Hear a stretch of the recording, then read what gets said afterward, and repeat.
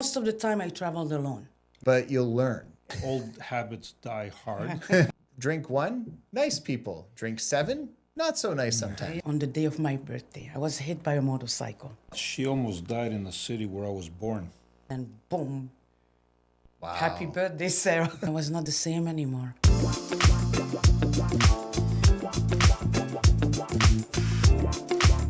Hey guys, and welcome back to another episode of Real Stories. I'm your host, Jordan Silvester. Today we've got Danny and Sarah Zagas here in the studio. We're looking so much forward to hearing their stories. Danny, let's start with you.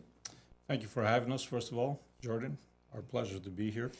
For the most part, I would say that I came to this country when I was 3 years old. Okay. Traveled all the way from Greece, believe it or not. Actually, 3.5. My parents decided to have a better life here, and so we did. 3.5 years old, I remember growing up in Toronto for the most part until I was about 11. My father passed away when I was 11, so we moved back to Greece. That's where he died, actually. And from 11 till about 20, I literally grew up in Greece. I finished my schooling in Greece for the most part, and from there on, I came to Canada again, and I started my entrepreneurial, whatever you want to call it, story, right? I started getting involved in businesses, and ever since that, it's just been one business after another and one, story after another. Awesome. Sarah? Yeah, yes. Thank you for having us. Thank you for the invitation. We really appreciate it. As when it comes to me, I was born in Belgium. Okay. And in my whole childhood, I always thought that, or believed that I was not meant to stay in Belgium. So the minute I was able to travel, I started traveling. And every places I went to, I was following my education as well. Travel to 21 countries, some more than once, and lived in 7 of them. So, and that's how I learned different languages. First of all, I learned French, my first language, and then Dutch, because Dutch is the second language of Belgium. And then so on. We became Spanish, and then Latin, and then moved to France, Greece, Iran, where I learned different languages. Of course, England. That's where I perfected my English, and United States, and here I am in Canada. Wow. But this is my life story, and I learned. It broadened my mind, and I learned from every places I've been to the world that there's always something out there for us to discover, and not just the place where we were born, or the nationality, or where we were raised. And studied nutrition in France. Then I studied 1 year journalism, and then I went to international business in England, Cambridge, and so on. And then I got involved in health and wellness industry. And I also studied theology for 4.5 years when I lived in Iran. And here we are today. Awesome. Well, that's quite the world you've seen. Danny, have you been all over the place as well, or Nowhere near. Nowhere And She near. actually makes fun of me because of that. But whenever you're a world traveler and you've been all over the place with all the different cultures, there's I forget the term for it, but yeah, basically you're not at the same level. no. So again, actually, what's really interesting is you're doing all the schooling, traveling the world. You're growing your businesses here in Canada at that point. When do you guys actually meet? In Toronto, believe it or not. Ah, And it's quite a fascinating story, that one, if I may, because Absolutely, go I ahead. already had a business. I had a restaurant in Toronto at that time, and it was called Acorns, right on Don Mills and Eglinton area. So my lovely wife at the time, she was working for this telephone company, and she was selling different packages, Telecommunication. right? Called So- Excel Telecommunication. I'm not even sure if they're still around. Maybe they are, but she walked through the door one day and she was trying to sell me this package, and the rest is history. She got more than what she bargained for. So Did you buy the phone system? I ended up buying the phone system too. There you go. So to make a sale, you're like, yeah, I guess I'll put a ring. Yeah, I'll marry him. That sounds like a plan. Get the sale done. We were friends actually at the beginning. We So were. then things grew slowly, yeah. slowly. That's awesome. Yeah. So you had traveled all over the world at that point. So when you first, so you're now in Toronto. You've come to Canada. How long had you been in Toronto before you ran into Danny? Before I met him, Yeah. I met you in 1998. So I had been in Canada for like maybe since 1995. Well, I came in 1995, then went back to England and then Greece, then came back, and I would say 1996. Okay. So about 8 years. 8 years after I met Danny. No, sorry. 98. I met you in 2001. Sorry. 2001, you met me. 2000, the dates now. We're I going was back. saying 1998. No, Did I no. know you that No. No, in 1998, I went to New Brunswick. I was in New Brunswick for a okay. bit. I would say 1996 to 2001. We met in 2001. about 5 years Yeah. you were Okay. in the country. Nice. And Danny, you had been back for how long? Well, the first time I came, it was 1970. I remember that. Because believe it or not, I remember the plane trip. Even though I was 3.5 years old, I remember sitting on my father's lap and, the stewardess bringing us food and all that. I was just fascinated, right? So when I left, it was 1978. Again, I went back to Greece. That's when my father passed. And I came back in 1986. Okay. So, yeah, way before you were here. That's for sure. Yes, I know. Yeah. Yeah, she was in other parts of the world at that That's time. right. She moved country to country. So 21 countries in how many years? Like how many years did it take you? Like, or what was the largest number of like this country, this like when you were traveling? Like were you 6 months in most places, 3 months? I never counted, to be honest. You just Jordan. kinda- I never counted. I was just Adventure. enjoying it, being an adventurous and very spontaneous as well. That's awesome. So I would be the type of person I decide to travel next week. So I make a decision today, and next week I'm away. I'm traveling. Wow. Well, I could afford it as well. It's not easy for everybody to do that, Right. and I feel blessed. It's a blessing. It's a privilege, and it's a blessing to do so. And a lot of people wish they could have done it, but so I've always said, if you have the opportunity to travel the world, go ahead. It's the biggest gift you can give to yourself and offer yourself to do. To travel. That's To awesome. travel. But I've been traveling with my parents very often to France, Spain, and in Morocco as well. And then I expanded to Egypt and all the way to Iran and Holland, Denmark, Germany, Switzerland, Greece, Italy, so Andorra, and so many places. But most of the time I traveled alone. Wow. And I love traveling alone because traveling alone made me discover myself even more. Okay. Like there was, and because I'm very independent and I traveled alone, I got used to traveling alone. So was nobody to wait for, nobody to not agree with in certain matters, and I was just going. I felt free. That's I awesome. felt free. That's awesome. So you guys met in 2001, and then you have your two sons. Yes. What years? How old are they again? I know one's similar age to mine. They're both The twins. twins. They're So twins. They're Right. twins, I do yeah. know that. They were born in 2004. 2004. The Okay. birthday is coming up this Saturday. Legal At the- drinking age in the U.S. That's right. But they're gonna be at the lounge. But they're gonna There you go. No. Yeah. I said they were planning to go to the US. I said, you know what? After 21, you do whatever you want to do, but 21 is gonna be at the lounge this year with your Nice. parents. That's awesome. So again, so you have all of the adventures. Now you guys have been married for how many years then? Quite a few.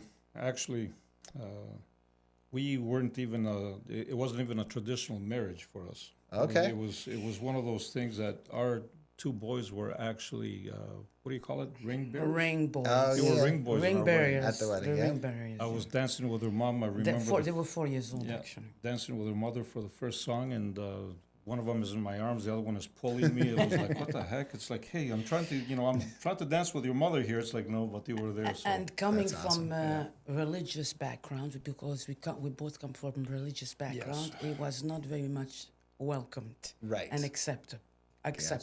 At that time. Yeah. At that time, yes. Yep. But your family was wonderful. They were we very, were very both wonderful, yes. wonderful toward each other, welcoming, but they knew that we were both of us different kind of people.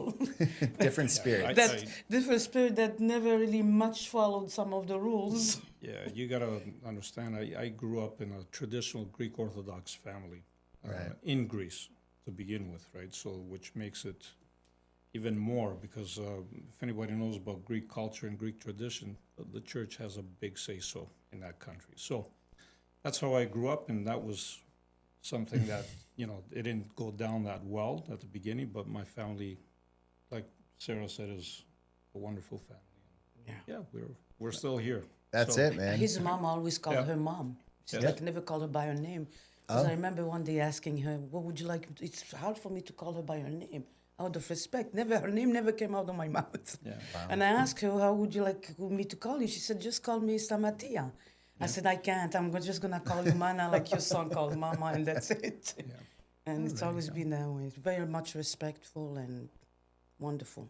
So you come from the Greek culture. Your family, you were raised in Belgium. Now, French, Spanish, Egyptian, and Moroccan. It's Wow. like there's a mixture of different cultural background and different religious background as well. So lots going on. Yes. So, okay, so that's awesome. And so now we've got today. So you've got your boys, you're here. What brings you from Toronto to Windsor? Believe it or not, it was real estate. Okay. yeah, We were at a stage in our lives at that point where we just simply wanted to buy a property, and we left from Toronto. We moved to Oakville. Oakville was even more expensive at that time because the properties that we were looking at, they were actually beachfront properties. So anybody that's in real estate knows that beachfront in Oakville don't go that well, price-wise, right? Right. So we decided to look elsewhere. And I was also with Canada Post at the time, so I put a transfer in here. And actually, I had a transfer for Windsor, London, Hamilton, because it was right beside us, and Oakville, Halifax. Burlington at the time, and Halifax, I remember. And the first one that came through was Windsor, out of all of them. And it's like, okay. And We drove down to Windsor. We checked out some prices. Said, "Are you kidding me? I Like had some conditions though. You did have some I conditions." told him I want multiculturalism Yeah. and French schools because we wanted and we found it and Yeah. we loved it. We fell in love with Windsor. Windsor fit the bill. Yeah. It was amazing. I loved it. I adapted like so quickly in Windsor. Yeah, Windsor's a beautiful city. It is amusing to me that we say none of the roads in French, though. We say every single road as English as possible. Pierre, Pierre. Let's go. So, Windsor's just its own unique animal. We've got an amazing culture here. It's a great city. So you guys have been here. How long ago did you guys move here?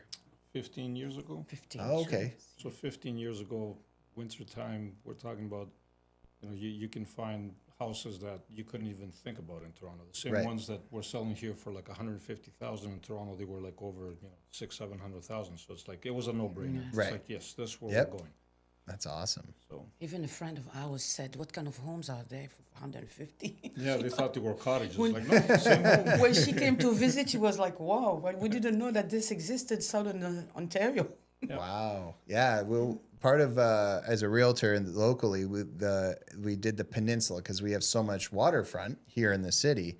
We launched towards Toronto, saying, "Hey guys, come to Windsor. It's much cheaper than Toronto. We're at still it's about half price. Yeah. Back then, it was almost 2.5 times less expensive, Right. 3 times less expensive. Yes. So."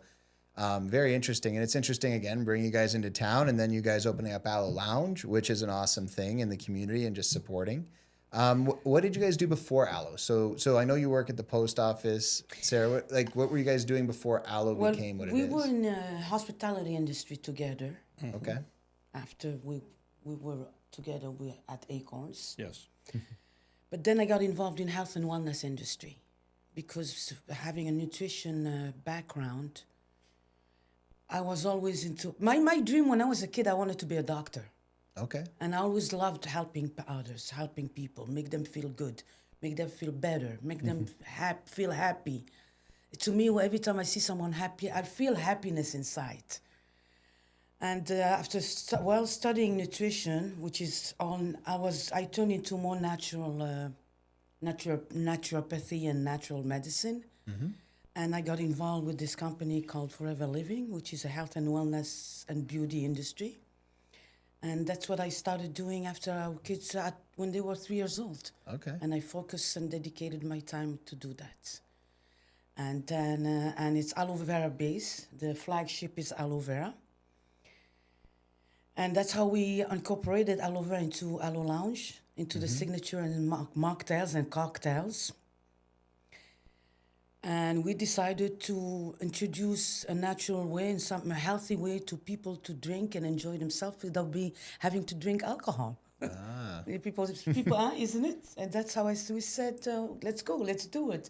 But at the beginning, it was not even for us, it was for our sons, because they were looking at working in bars while they were going to go to university and college. And I said, well, ding, ding. I said, that's... Because we know what the nightlife industry is about, and me, being a mother and protective, I didn't want that for them. So I said, well, how about we get Alo Lounge, and then we get our sons to work at Alo Lounge. There you and go. then, So right on their 19th birthday, actually, we surprised them with the keys to the place. Oh, wow. And it's like, wow, yeah. And I don't know of many people buying a lounge for their kids at 19, but guess what? business, yeah. Yeah, they do business. help out, but we're the ones that are actually running it because old habits die hard. and once we're in the groove again, it's like you never left, right? So, Right. and that's what happened, and we're there. It sounds like when you buy the puppy for the kids. Yes. You're like, Right. oh, we got the dog for the kids, and then somehow the parents take care of the dog. Oh, yes. Yeah. But they still needed to learn the business. They had course. never Right. done it. And Right. then there were times where they would lose interest. Yep. Because, again, when it comes to hospitality, you're dealing with people from different backgrounds, different characters, different personalities. And then you deal with people after a couple drinks, they're not the same type of people anymore. Right. And it's like very different background, like even multicultural background. Right. But also, and you have to understand, you have to be good at communication as well, and you have to try to understand people without judging them or prejudge them, Right. and still be nice to them, but at the same time, you still have to be firm and know what you're doing. Yeah, you still have to follow the laws, and it's a highly regulated business, right? Yep. So you need And to we be on get top of your game. For A sure. lot of inspections, we have to answer to a lot of Health Canada. Yes. I'm sure they're your favorite. Health Canada, liquor inspections, health City like bylaws, food, all city kinds of stuff. bylaws and Oh, yeah, everything, all and kinds that's of why stuff. people think sometimes we might be too serious or too strict, but it's not us. Right. It's the regulations and the policies and who we have to answer to. We always have to answer to someone in life. Doesn't matter. Even if we think we are our own boss, we still have someone above to answer to. Believe Always. me.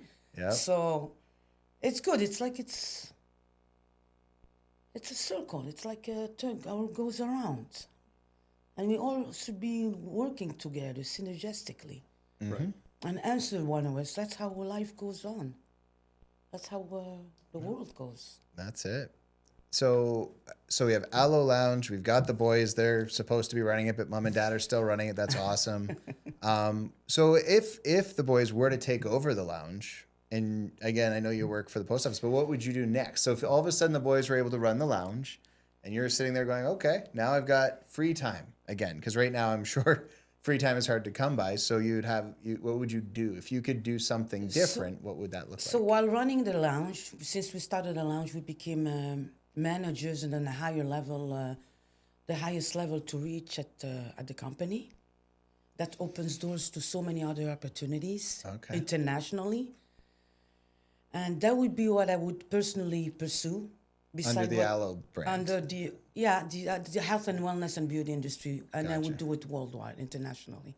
I would continue that, and we were thinking actually of expanding Alo Lounge Okay. and turn it more into health conscious Gotcha. rather than just type of when people think of, oh, let's go have a drink, let's go have a beer at Alo Lounge. No, I like to make people think that, oh, they can go to come to Alo Lounge and have something that's more healthy, Gotcha. like an Alo mocktail. Yeah, we've Isn't it? actually, and not only that, but we've actually made Alo Lounge a community, actually. It really is. Like, so many different people from different backgrounds, different, all kinds of events that are going on there, belief systems and all that. So it's more of a community. People come out and they have fun. We collaborated with Art of Dance Windsor, who's Denise is the founder and the owner of the dance, Art of Dance Windsor. Yep. She's actually also from Oakville. Yes. Moved a few years ago as well. Yep. And the collaboration has been phenomenal, magical. We loved it. She actually made a post a few days ago, like being thankful and happy that we became like one family. That's awesome. And and Art of Dance Windsor it's a community that's combined of multiculturalism, multi-beliefs, and they all come under the umbrella of love. And it's amazing how when you become part of that community, how you feel, the energy that you feel among one another, respect, no judging, and it's and all that through music and dance. Right. And Yeah. this is wonderful. So would you take Danny with you on your world adventures this time, if you were But traveling with the new business? Absolutely. Yes, absolutely. And we became actually Show 'em the the world. first managers. We became the first managers, and we also trained and coached another manager in our team in the whole southern region of Ontario. Yes. And we were actually, from what we know, we're the only Alo Lounge that opened a lounge Wow. Worldwide. worldwide, yeah. And when we say worldwide, this company is in 160 countries, so 65. 165 now? We 165. keep expanding. Trailblazing. So, yeah. That's awesome. So to be the only lounge in 165 countries, that's even, wow. Yes, but my husband has something else that he's focusing on as well, but I'm going to let him speak about Yeah, it. there you go. That was I know a little bit about what Danny's been up to. He's been chatting about it. So yeah, Danny, what right now, of course, with Alo being a primary, I know you've been doing a side hustle pretty heavy. What's that look like? So the side hustle actually started a few years back, just as a joke back then.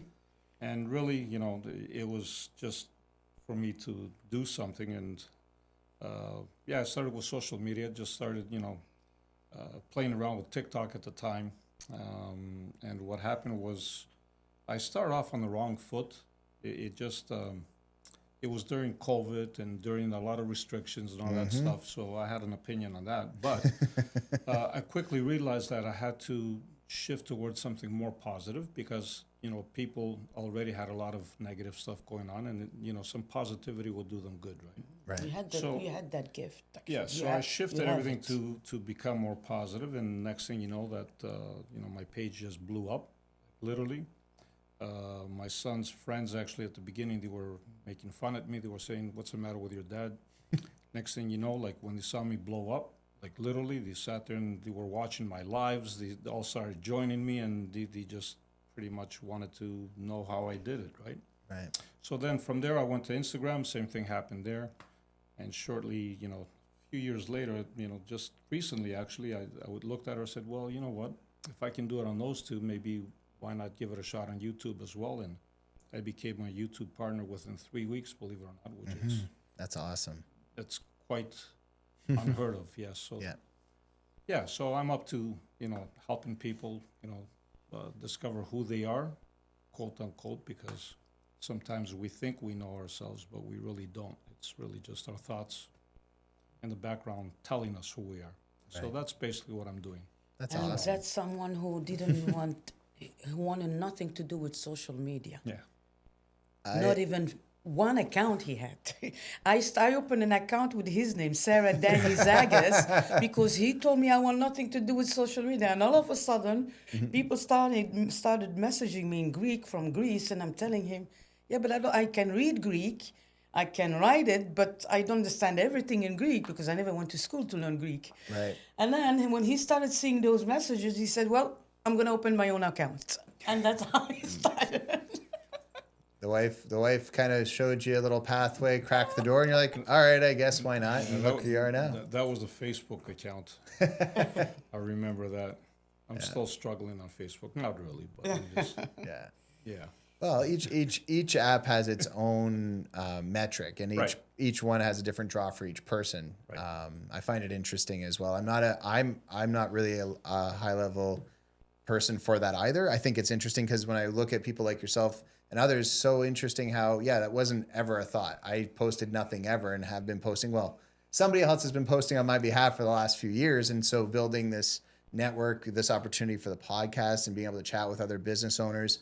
It's just really cool how when this happens, you're like, you have no idea what's next. You have no idea what roads, right, are going to show up because networking events, that's how I ended up at Alo for the first time. So it's really cool just to get to know other business owners, other people supporting in the community. So grateful for all of that. So again, so if we rewind, so when you were little, Sarah, little girl, what did you want to be when you grew up?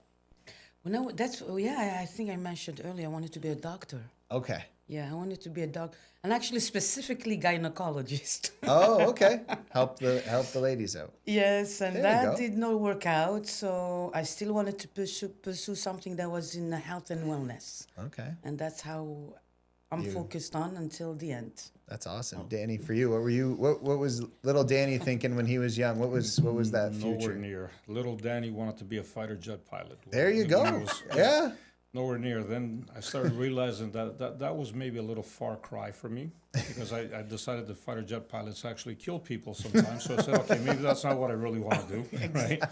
So then I came up to a second one. I said, okay, maybe I'll become a race car driver, like There you go. Nicky Lauda back then with Formula Ones and all that. Then I saw them crashing and dying too, and I said, maybe that's not for me either. So yeah, one thing just led to the other. But so. you like speed from I like from that- speed, the yes. jets and Jets and- speed, yes, astronaut. speed. Yeah. Right.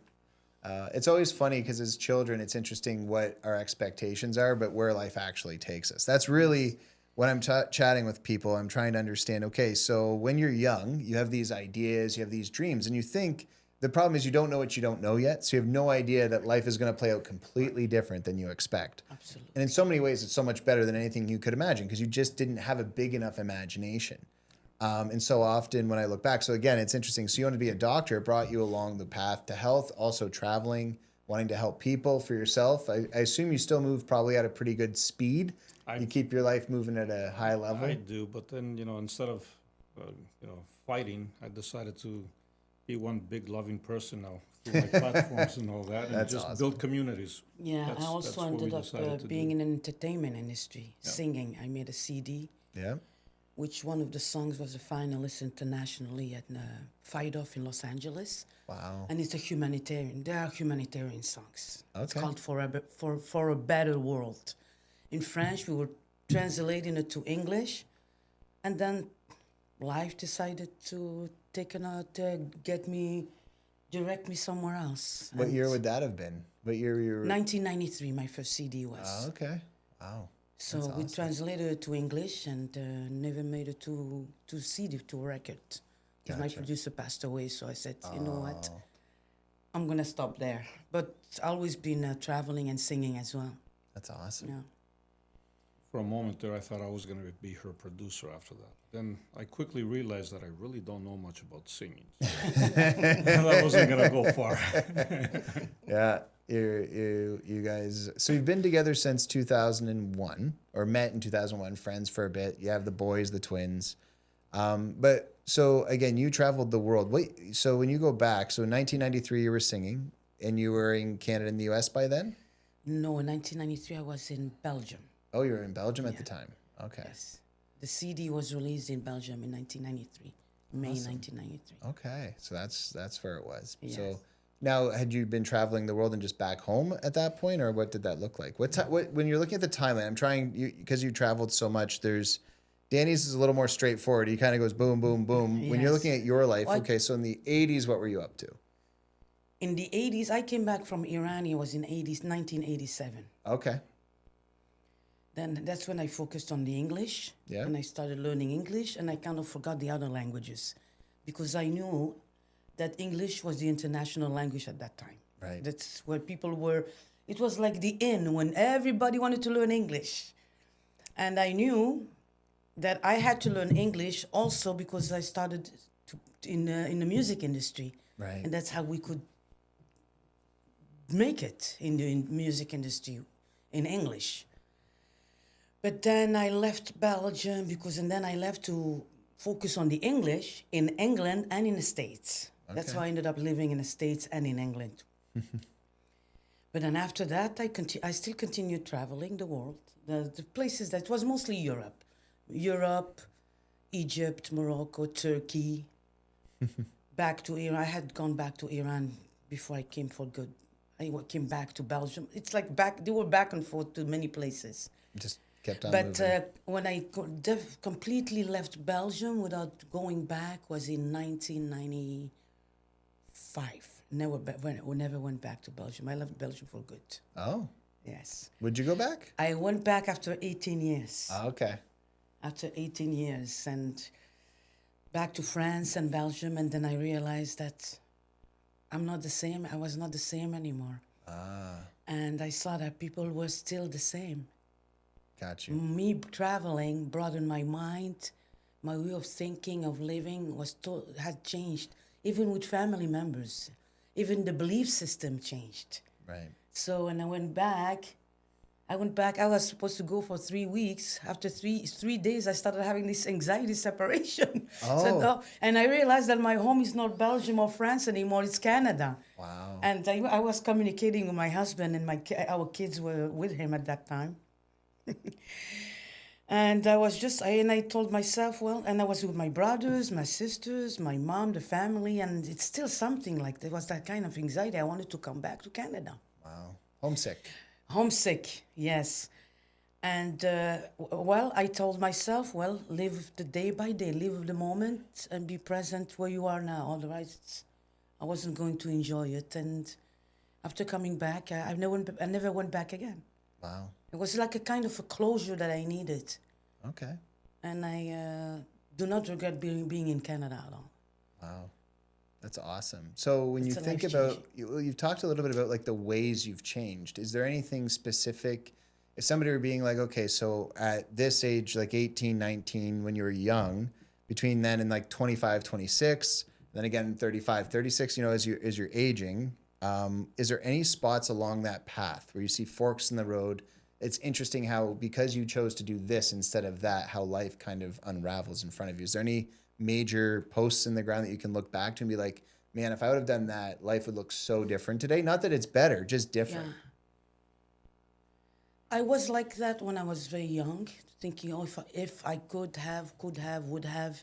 Yeah. But I changed. I realized that that's my life's journey. Yeah. And I have to trust the process and also trust God because that's what I'm meant to do. Yeah.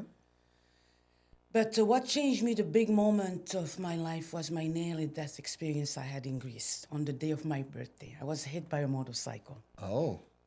And I could see the light. When they call it the tunnel, I did see it. I even went blind. And I was taken to the hospital. They performed x-rays and everything. They could not see nothing. And I was the only one that could feel it. And it was in Glyfada in Athens. And that changed me completely. It changed me to the point that I became more forgiving, nicer to people, more understanding, never judging anyone because I'm not here to judge. Right. I have my own life journey, like everybody else. And I became very forgiving more than you. And I always, like even my husband tells me, every time I meet someone, I tell him, that person's a nice person. He says, you always see the good and the good in people.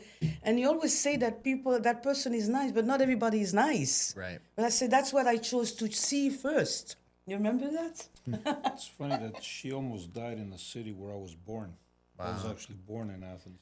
Okay. I was crossing, I was going to meet my Serbian friends. It was during war, ex-Yugoslavia's war. Oh. And they had a cake for me. And they were waiting for me to cut a cake, and then boom.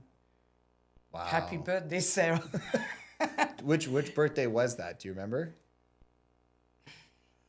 It's my 25th, I think, 25th birthday. 25th birthday? So that Danny, was a big. yeah, the 25th.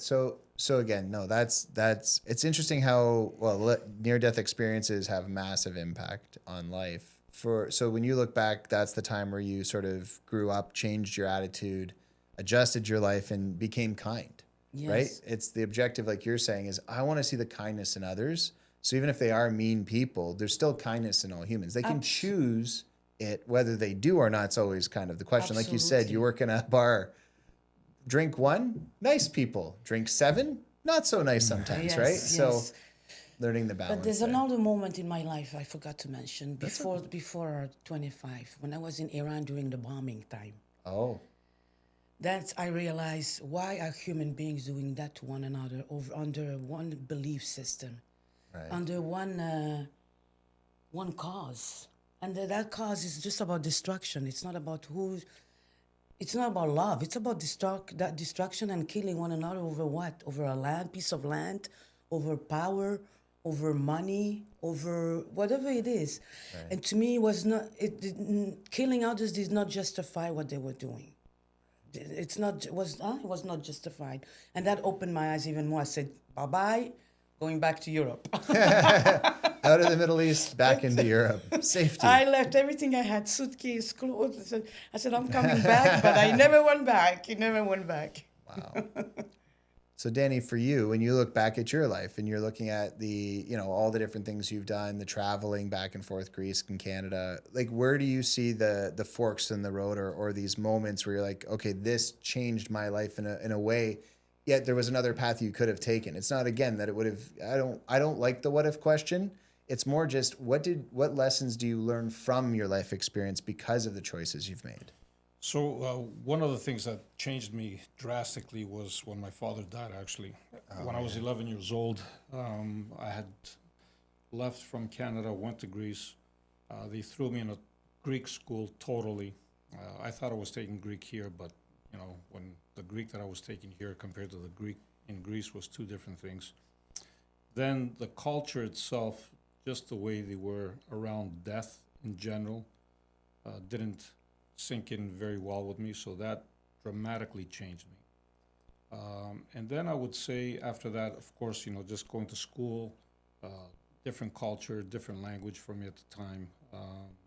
When I became, like I said, 19, 20 years old, when I decided to leave that country and come back to Canada, that drastically changed my life as well. That was a fork that literally changed because I had a choice. I either leave or I can stay there and I can join the army, and I didn't want to join the army either, right? Because again, I'm not a fighter, I'm a lover type of guy. So yeah, just that was a big change. And of course, after that, getting involved in different businesses, you look back and it's like, what would happen if, I had a gas station at the time too, if I didn't have the gas station? What would happen if I, just had a restaurant? Like it was different stuff like that.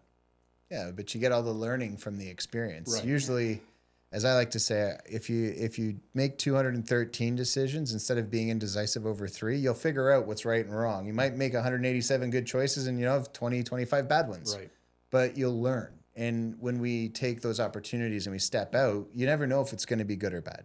In my own life, when I look at my life, it's always a lesson of, okay, well, let's try it and see what happens for the most part. It's like, why not see? And if there's pushback, listen to it. The hardest thing for most people is it's not, there's 2 types of pushback. One is, oh, this is hard. One is, this isn't a good idea. If it's not a good idea, just stop. It's okay. But if it's hard, that doesn't mean it's worth stopping. It means that it's probably worth doing. Because again, if I'm assuming not everything about running your businesses and raising children has been, just easy. And marriage is the easiest thing on the planet. There's nothing really hard about that, right? Oh my God. That's a whole different can of worms. Yeah, right no, there. I know. So that actually would be, as we continue the conversation, actually, I actually would like to know. So you guys have raised a family, you're running a business, you've grown together. I'm sure you've had your moments of disagreement and different ideas and things. So again, when you guys are looking at it from not just a Sarah or a Danny perspective, but you together and one person as one being working through this life together, what have you seen as the biggest changes that you've had in your life, Sarah, for you to be a better wife and mother? And same thing for you, Danny. I'll let Sarah go first, though. What can you repeat that? Yeah, one so the again? question Because- very simply is so when you're looking at your marriage, you're looking at your life with your family. What have you seen there as like, so what's grown you the most? What are the things that you would never have thought between marriage and kids that, you know, again, you the world taught you a lot, your business has taught you a lot, your education has taught you a lot. What is your marriage and your children kind of taught you in family? Patience. I learned to be patient. I was not very patient before. Okay. Patience and forgiving. And holding the grudge is not the best thing either. So yes, patience and forgiveness. Gotcha. That's what I learned. I learned from it the most. That I needed to work on even more. Which one of the 4 or 3 would be the one that has taught you the most patience, if you had to guess? The one? Yeah, which one of the sons or the big son? With my husband is forgiveness. Okay. It taught me not to hold the grudges and to forget, like when we all make mistakes. Yeah. I thought I was forgiving, but I discovered that I was not forgiving enough. Gotcha. Because I remember I used to hold grudges, but I was not vindictive. Just hold grudges and wanting whoever hurt me before would pay for it.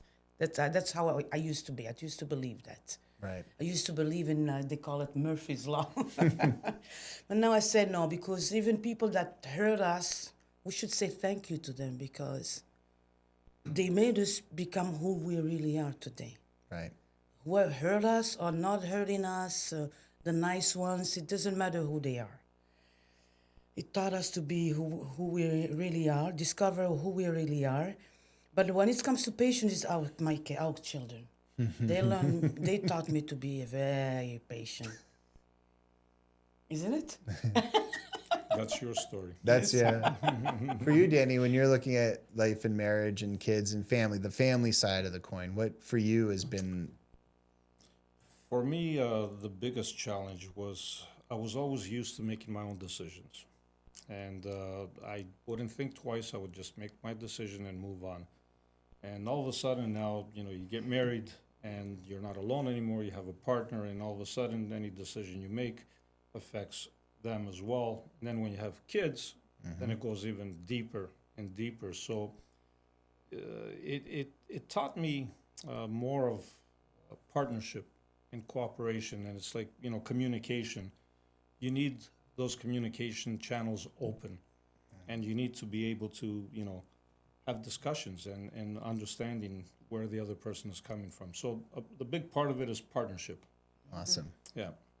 Well, again, thanks so much for coming in today, guys. It's been an awesome conversation. If you had any last words, again, Danny, I'll go with you first this time. Any last words for people who are listening over the whole conversation, if you could leave something? Be present in the present moment. The reason I'm saying this is because a lot of times we get carried away in our thoughts.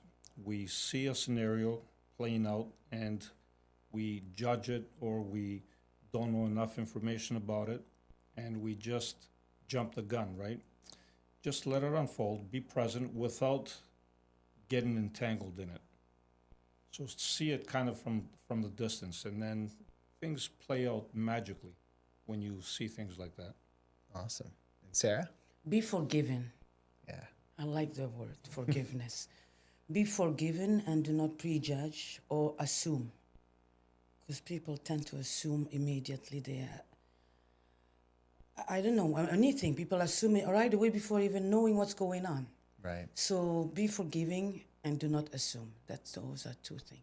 That's awesome. So basically, it's be present, be aware of everything in front of you, slow to judge, I always like say, you know, instead of being face to face with it, get to 10,000 feet, have a very neutral view, remove the emotion, bring conversation and integrity to do it. So that way we're not because again, everybody face to face tends to have a very emotional response, which usually isn't productive, whether in marriage, in business, with your children. Right. Whereas if you're able to breathe for a minute, and it doesn't mean you actually have to move yourself, you just have to move your mind to that spot. So those are very powerful words, very powerful perspectives. So Even if you pause just for a second, just pause and think, what is my next word that I'm going to say now? Just pause, right? Give it a second. Yeah, we all make mistakes as well, so no one is... Yeah. None of us are perfect. No. Anyone attempting perfection, it's a waste of time. The objective is to make good decisions and see what the outcome is. And if you're wrong, be willing and humble to make the changes necessary. And be a good communicator. Communication is also a skill that people need to improve. We always think that we're good at communication until we're not good. And we need to improve it. I thought it was good till I got married. Yeah, then you learn. So people were looking for you guys. You have the lounge, but you're also on social media and other places. Where would people find you? Alo Lounge 1, for sure, on social media when it comes down to the lounge. Alo Lounge 1, and when it comes to location, it's 614 Erie Street. East, Windsor, not Leamington. Windsor. I was asked if it was Leamington already, that's why. Gotcha. And they can just give us a phone call as well, because we have the health and wellness and beauty industry that we're involved in it as well. Beautiful. And Danny, if they're looking for you, where are they going to find you on social? You just punch in Unlimited You and I'll pop up. Beautiful. Yes. Well, guys, again, to our listeners, it was awesome to have Sarah and Danny with us today. Thank you so much for listening. We'll see you next time on Real Stories.